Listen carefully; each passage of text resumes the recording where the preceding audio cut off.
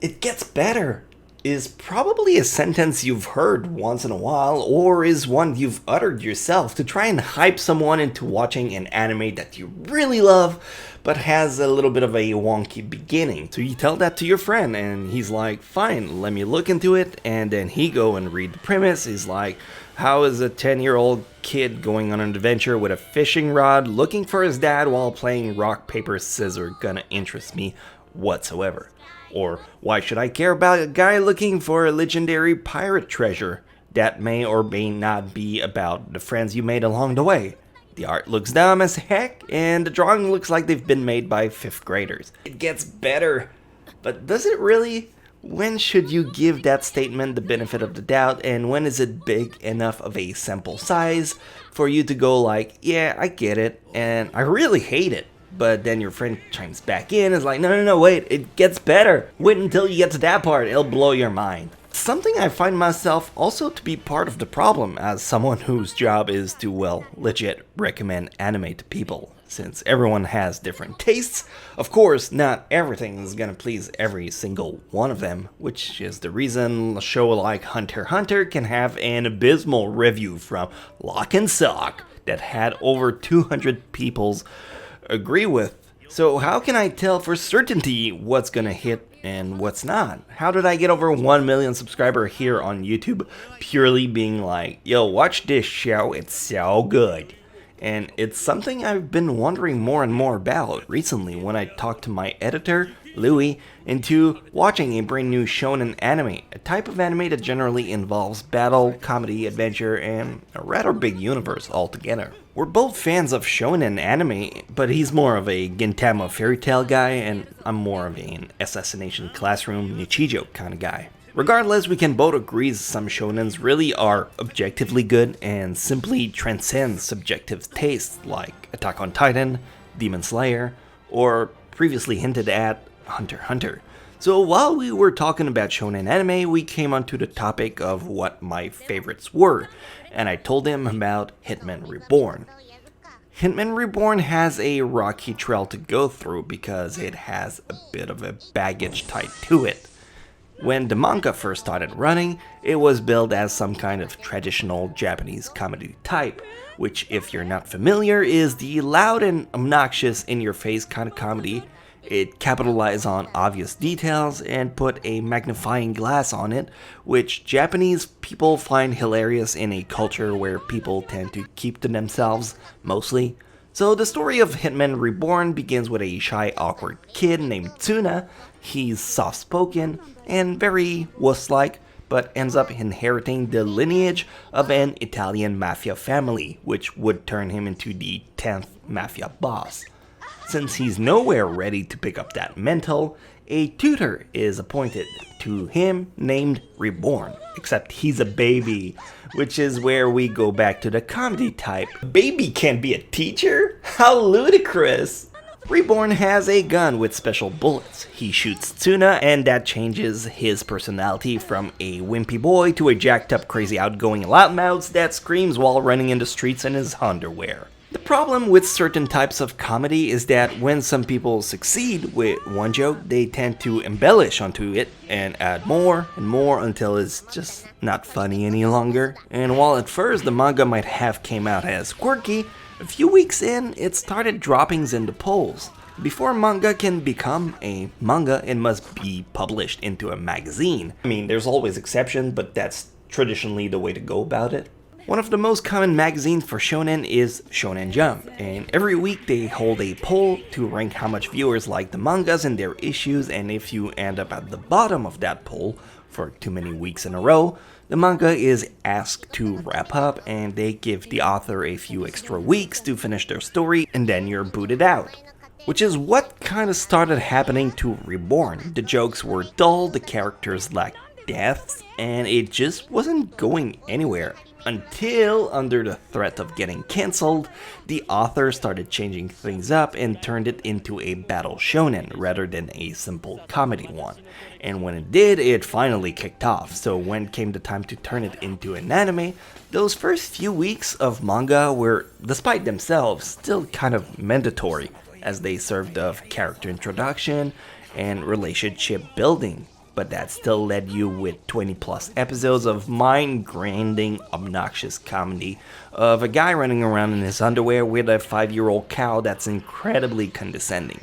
It's a real test of character to go through all of this simply to finally get to the point where the show gets good. Hence the initial statement, it gets better. But is it worth going through all the hassle of a show you hate simply for the potential of turning it around? My personal experience with Reborn was hating the first season until Tsuna gets his glove, and then once the battle shonen portion began, it truly skyrocketed the show as one of the best things I've seen. From the kick-ass soundtrack with songs like Tsuna Awakens,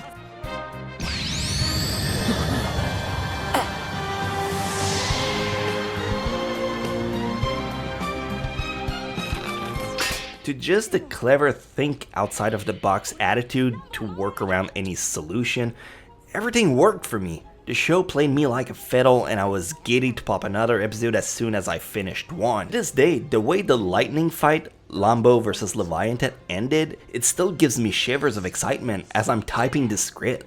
And yet Louis watched the fight with borderline boredom and shrugged it off as no big deal. He's been hating the show ever since it started and is just forcing himself through at this point. Is he ever gonna reach my level of excitement I got out of the show despite the fact we both started with us not really liking it?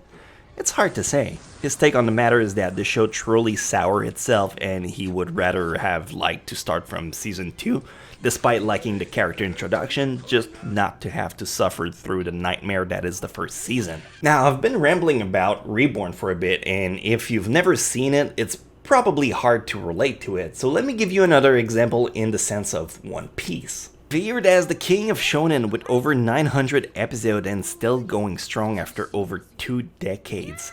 Where's the tipping point? If you've seen the anime and you think back on it, where did you go, holy shit, this anime is the bomb? Is it when Luffy comes out of the barrel in episode 1? I'd be hard pressed if you said you shat brick when he punched Alvida. You don't have character attachment yet at that point. Or was it at Impel Down? I'd find that one hard to believe as well. If you stuck through One Piece that far, that oh shit moment has already happened for you. Was it Water 7, Skypiea, Arabasta? Nah, the skill check happens way before that. The answer is the Arlong arc. There's a very defining moment in it too. After being tricked and used for years, Nami becomes mind-flooded and she starts stabbing herself. Luffy takes off his hat, his most precious item, and puts it on her. In the background you have Usopp, Sanji, and Zoro all waiting for him as they're about to go kick some asses. That's the tipping point of One Piece. If by then you're not on the edge of your seat shrilling from excitement, One Piece is never gonna be for you. Plain and simple. But even then, that episode with Nami and Luffy's hat is episode 37 in One Piece. So does that mean you have to put over 12 hours into a show you're just kind of meh about for the off chance of it kickstarting? Because realistically, 37 episodes out of 930 is less than 4% of its entire runtime. So comparatively, and even less considering they're still ongoing. So comparatively, it would be the equivalent of giving a 12 episode series half of the first episodes a shot, which some people do.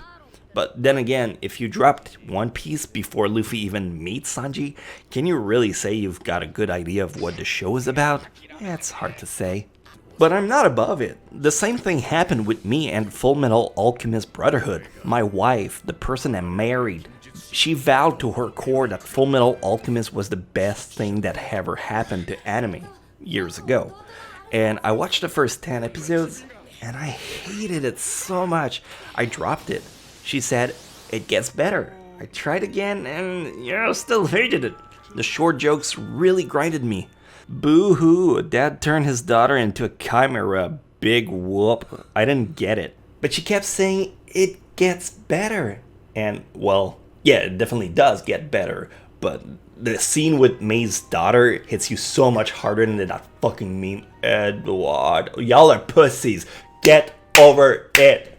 You had one episode to get attached to a girl and her dog. It's done. Alright, nobody cares about it. Everyone triggered yet? I needed a reason to justify the dislike on this video. So Misty, you've been talking for a while now, and all you're saying is as long as you commit to something, you're bound to like it eventually. And no, that's not really what I'm getting at. There's several shows I've watched and like to think I gave them a fair shot, only to eventually drop it for a reason or another. The biggest example I can come up with, and to the risk of losing even more subscribers because whatever I'm doing, I'm already bleeding them like a teenage girl on her first period, is JoJo Bizarre Adventure. I started the series and I really loved it, all the way until they killed the main character and Speed Dragon.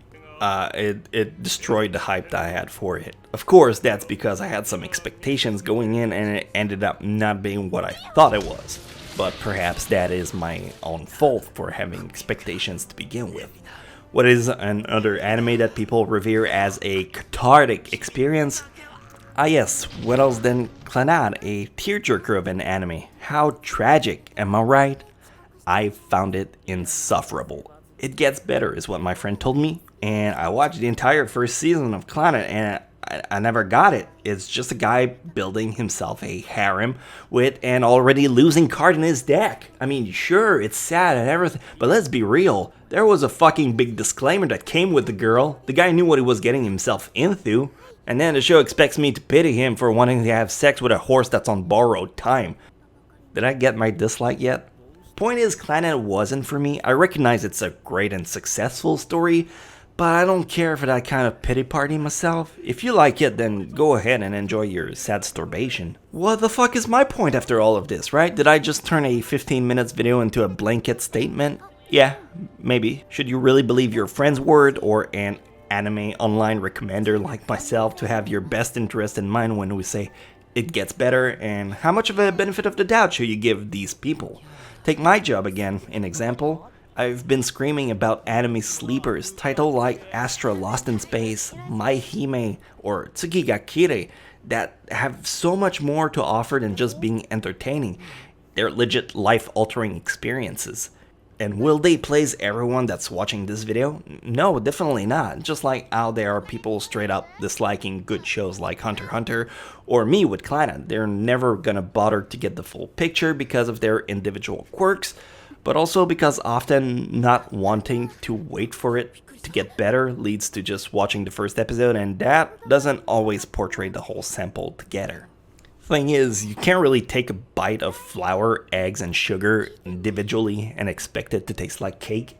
In the same way, it's not the best thing to just watch the first episode of a show to know what the entire thing is about. Sometimes it needs more of a winding startup speed. Shows like High Score Girl or Ruby. I remember carefully following the reviews about those titles when they first started airing, and people outright disliking them, only to be proven wrong a few episodes down the road.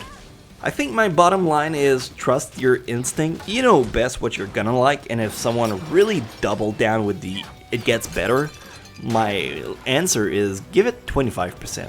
If your initial impression led you to give up on the show, give it 25%. If the show has 12 episodes, it's what we call the 3 episodes rule. If by then the little blonde girl didn't get her head chopped off by a big clown, and you haven't gone, well, yo, what the fuck is this? Then odds are the show won't ever turn the tide around for you. If the anime has 200 episodes and you hate it after 10 episodes, maybe there's a reason there's 190 extra episodes. Anyway, that's my weird take on the topic. Bottom line is, I watch Astra Lost in Space, My Hime, Hitman Reborn, and Tsukigakire.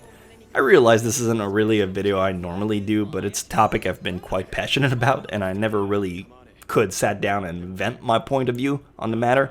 Watch my weird recommendation. I made a living off of doing that, so I guess I must do a decent job at it.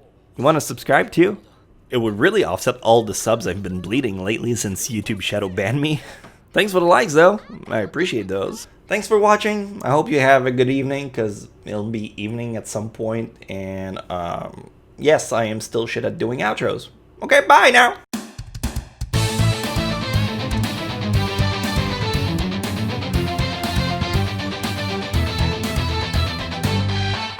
Hard times, I've been on the wrong side, I've been ashamed. So many memories, you know I'd like to change.